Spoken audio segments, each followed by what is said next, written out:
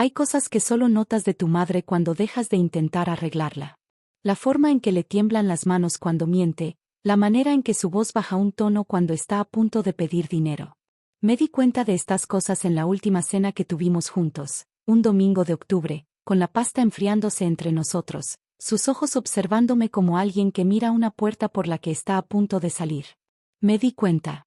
Solo que no me moví lo suficientemente rápido.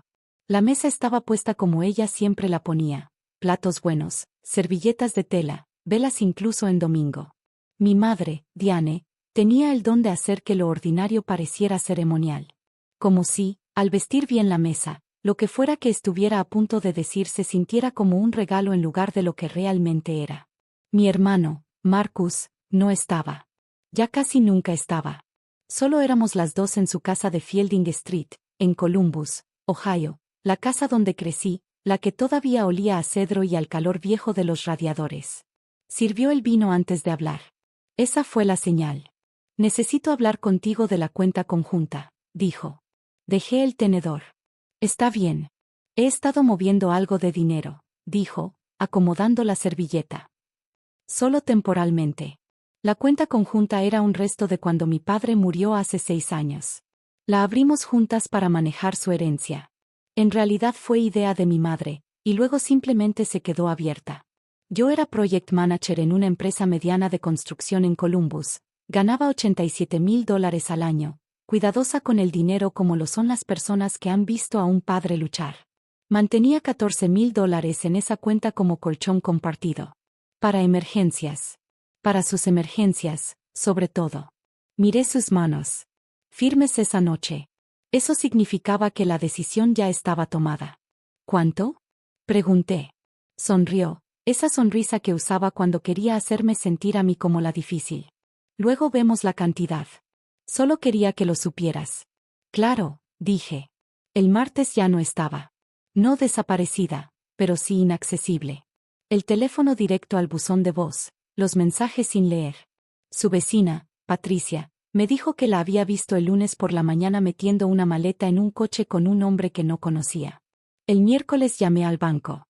La cuenta tenía $14,200 cuando la revisé por última vez en septiembre. Cuando la representante me leyó el saldo actual, lo escribí en una nota adhesiva y la pegué a mi laptop. $0. Transferencia iniciada el 14 de octubre. Beneficiario, cuenta de ahorros personal, de Whitmore. No grité. No lloré en el oído de la operadora. Le pedí el historial completo de transacciones y le agradecí por su nombre. Luego llamé a mi terapeuta, Renata, y dejé un mensaje. Necesito una sesión esta semana. Volvió a pasar. Renata llevaba 2 años trabajando conmigo. Tenía 61 años, era ex trabajadora social y había pasado a consulta privada. Tenía una forma particular de quedarse en silencio cuando le hablaba de mi madre, como si sostuviera algo frágil. Cuando nos vimos ese jueves, le expliqué todo, línea de tiempo, cantidades, patrón de comportamiento. Ella escuchó. Luego dijo, Elena, quiero preguntarte algo. Cuando ella vuelva, y va a volver, ¿qué vas a hacer? No supe responder. Eso es lo que tenemos que resolver, dijo Renata, antes de que vuelva a cruzar esa puerta. Si alguna vez has estado frente a un terapeuta y te das cuenta de que la pregunta que te hace es la que has estado evitando durante 30 años, deja un comentario abajo. Dime cómo se sintió. Estoy leyendo cada uno. Mi madre no me crió con crueldad. Y eso era lo que lo hacía más difícil. Me crió con un amor que tenía condiciones que nunca me explicaron. Nunca faltó a una obra escolar. Me llevaba a natación a las 5:30 de la mañana sin quejarse, con un termo de café humeante en el portavasos. Cuando entré a Ohio State, lloró en el estacionamiento durante 10 minutos, aferrada al volante, diciendo, lo sabía, lo sabía, lo sabía. Los préstamos empezaron pequeños. $40 aquí, 100 allá, siempre devueltos al principio. Se sentía como cercanía, como confianza. Tenía 24 años cuando dejaron de devolverse. El primer caso serio fue de $2,300 para arreglar la calefacción. 3 meses después, cuando pregunté, me miró como si la hubiera insultado. ¿Le pones número a lo que te he dado? Dijo. Después de todo, lo dejé pasar. A los 27 fueron $8,000 de mi fondo de emergencia. A los 29 me pidió firmar un préstamo de coche para Marcus. Lo hice. Él dejó de pagar. Mi crédito cayó 94 puntos. Cuando la enfrenté, dijo: no entiendes lo que es cargar con una familia. Lo entenderás algún día. Tenía 31 años. Y se había llevado $14,200 en una sola transferencia, y se había ido con un hombre que nunca había visto. El problema de amar a alguien como Diane es que el amor y el daño vienen de la misma fuente. No puedes quitar el dolor sin arrancar también las raíces de todo lo bueno. Yo lo intenté. Durante años lo intenté. Y aún no sabía si eso me hacía leal o simplemente lenta. Regresó 23 días después. Sin disculpas. Solo un golpe en la puerta de mi departamento un miércoles por la tarde. Un abrigo amarillo que no reconocí. Cansada de esa forma que pide perdón antes de hablar. Le preparé té. No toqué la carpeta en la encimera. Se sentó. Sé que estás enojada, dijo. No estoy enojada, respondí. Y era verdad. La rabia ya había pasado. Lo que quedaba era algo más silencioso. Más permanente. Lo necesitaba más que tú, dijo. Eres joven. Te recuperarás. Todo lo hice por esta familia, añadió. Si eso me hace villana, está bien. Su voz se quebró apenas. No sabes lo que he tenido que cargar. Fue entonces cuando le dije que había estado vaciando la unidad de almacenamiento, como ella me pidió para revisar cosas de mi abuela. Encontré una caja. Su rostro cambió. No culpa. Algo más antiguo. Reconocimiento. ¿Qué caja? Dijo. Encontré una caja de madera oculta bajo un doble fondo en un baúl viejo. Sellada con cinta aislante endurecida por el tiempo. Dentro había 40 años de cartas, estados de cuenta, un libro de registros escrito a mano por mi abuela Ruth. Ruth le había quitado dinero a Diane durante 19 años. Primero pequeñas cantidades, luego más grandes. Préstamos que se convirtieron en regalos, y luego en derechos adquiridos. En 1987 pidió $3,000 para reparar un techo y nunca los reconoció de nuevo. En 1991 pidió que firmara un préstamo. En 1994 vació una cuenta de ahorros, $11,400, y le dijo a mi madre: eres joven, vas a reconstruir. Las palabras exactas. Las mismas. Puse las cartas sobre la mesa entre nosotras y vi cómo empezaban a temblarle las manos a mi madre. Renata me había preparado mejor para este momento de lo que yo misma entendía. El patrón no justifica el comportamiento, me dijo 2 sesiones después de la transferencia, pero lo explica. Y vas a tener que decidir qué hacer con esa explicación, porque es real, Elena. El dolor que convierte a alguien en una Diane es real. Y eso no significa que estés mal por protegerte. Ambas cosas pueden ser ciertas. Estaba sentada frente a mi madre en mi cocina, con el folder de evidencia sobre la encimera y las cartas de su abuela sobre la mesa, y entendí, con una claridad casi física, lo que tenía enfrente. Podía presentar cargos. La transferencia bancaria no estaba autorizada. Ella había accedido a la cuenta conjunta, sí, pero sin mi conocimiento ni consentimiento, de una manera que mi contacto legal había descrito como perseguible, dependiendo de qué tan lejos quisiera llevarlo. Tenía la documentación. Tenía un rastro de papel de 4 años que Renata me había animado a conservar. O podía guardar el folder. Excepto que Diane era una mujer que había sido vaciada por su propia madre antes de que yo naciera. Que había aprendido que el amor y la extracción eran el mismo gesto. Que me había pasado esa lección sin querer. Y que quizá nunca había tenido el lenguaje para detenerlo. El costo de presentar cargos, ella lo perdería todo. Tenía 63 años, sin ahorros significativos, viviendo de una pensión parcial. El costo de irme, yo perdería los $14,200, y confirmaría, una vez más, que no había fondo, que siempre iba a absorberlo todo. Me quedé con esos 5 días. Llamé a Marcus. Haz lo que tengas que hacer, Al, dijo. Yo no me voy a meter. Nunca lo hacía. Llamé a Renata.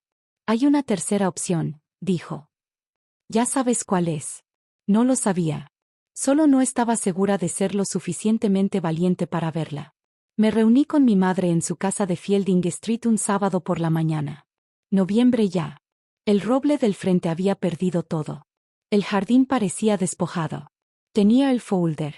Me senté frente a ella en la sala donde hice la tarea durante 18 años y puse los documentos sobre la mesa sin dramatismo. Estados de cuenta, registros de transacciones, una carta de mi contacto legal explicando mis opciones, y las cartas de Ruth, su madre, colocadas al final a propósito, porque necesitaba que viera que yo veía todo el panorama. No habló durante mucho tiempo. Luego dijo: ¿se supone que esto que haga? ¿Que me sienta peor de lo que ya me siento? No intento hacerte sentir nada, dije. Te estoy mostrando lo que tengo y te estoy diciendo lo que decidí. No iba a presentar cargos. Pero iba a cerrar la cuenta conjunta esa misma semana. Iba a quitarla como beneficiaria de 2 instrumentos financieros en los que ni siquiera sabía que estaba. No le iba a dar dinero otra vez. Ni $1, ni un préstamo, ni una firma. ¿Y la caja? Dijo. Su voz era muy baja. Me quedo con las cartas, respondí. No como evidencia. Solo para entender de dónde viene esto. Me miró con algo que no supe nombrar. No gratitud. No alivio. Algo más parecido al cansancio específico de ser completamente conocido por alguien. No voy a disculparme por haber sobrevivido, dijo. Lo sé, respondí. No te lo estoy pidiendo. Solo que ya no voy a dejar que sobrevivirte sea toda mi vida. No discutió. Eso fue lo más sorprendente. Miró la mesa, las cartas, la letra de su propia madre. Vas a reconstruir, dijo. Y no discutió. Yo no la abracé al irme.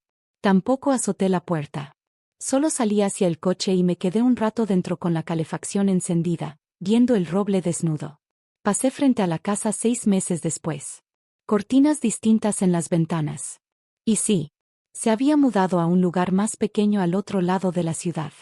Lo supe por Marcus, que empezó a llamar más suavemente, como lo hace la gente cuando entiende que algo cambió y no sabe de qué lado está. Pensé que no sentiría nada al pasar. Pero sentí todo. Duelo y alivio entrelazados como raíces que no puedes separar sin matar el árbol entero. Hablé con mi madre 2 veces en los meses siguientes. Llamadas cortas. Cuidadosas. Conversaciones donde ambas sosteníamos algo frágil y lo sabíamos. No me pidió dinero. Yo no ofrecí.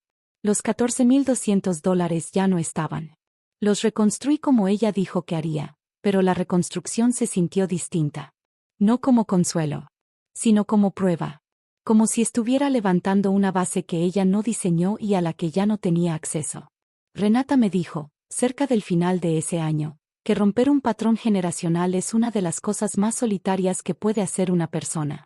Porque quienes entienden lo que rompiste, dijo, son los mismos que estaban dentro de ello contigo. Y no pueden celebrar lo que no pueden ver. Pienso a veces en la carta de Ruth. Una mujer que nunca conocí bien, que amó a su hija de la única forma que le enseñaron, como un recurso del que se puede extraer. Y Diane, que aprendió en las manos de Ruth cómo era el amor, tomar, y me lo pasó a mí sin saber que había otra forma. Yo decidí que sí la había. Eso es lo único limpio en toda esta historia. Lo demás, el duelo, los $14,200, las cortinas amarillas, las cenas de domingo que ya nunca se sienten igual, nada de eso se resolvió de forma ordenada. Tal vez nunca se resuelva. Lo que sé es esto. La caja que Ruth escondió durante 40 años no eran solo cartas. Era el registro de una mujer que en algún punto sabía que lo que hacía estaba mal, y aún así guardó la evidencia. Como una confesión que nunca quiso hacer. Mi madre también guardó una versión de esa caja. Solo que ella la guardó dentro de sí misma, donde yo no podía verla, hasta que dejé de intentar no mirar. No soy libre de ella. No creo que los hijos sean nunca libres de sus padres en las formas que importan. Pero sí soy libre del patrón. Eso lo decidí yo. No con triunfo. Con duelo, y con un cansancio profundo en los huesos que, lentamente, con los meses, empezó a parecer paz. Hay 3 cosas que sé ahora y que no sabía en aquella mesa de octubre. 1. La persona que te hirió y la persona que fue herida antes pueden ser la misma. Sostener ambas verdades no significa perdonarlo todo. Significa entender la forma del daño antes de decidir qué hacer con él. 2. La evidencia no tiene que ser un arma. A veces es solo un registro. Una forma de decir, esto pasó. Lo vi. No lo estoy cargando como si no hubiera existido. 3. Puedes amar a alguien y aún así cerrar la cuenta. Puedes llorar una relación y aún así ser quien la terminó. No son contradicciones. Es simplemente lo que cuesta detener el ciclo.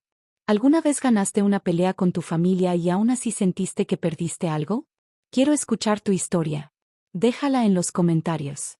Leo cada una. Soy Elena. Dejé de reconstruir lo que seguía rompiéndose. Y todavía estoy aprendiendo qué construir en su lugar.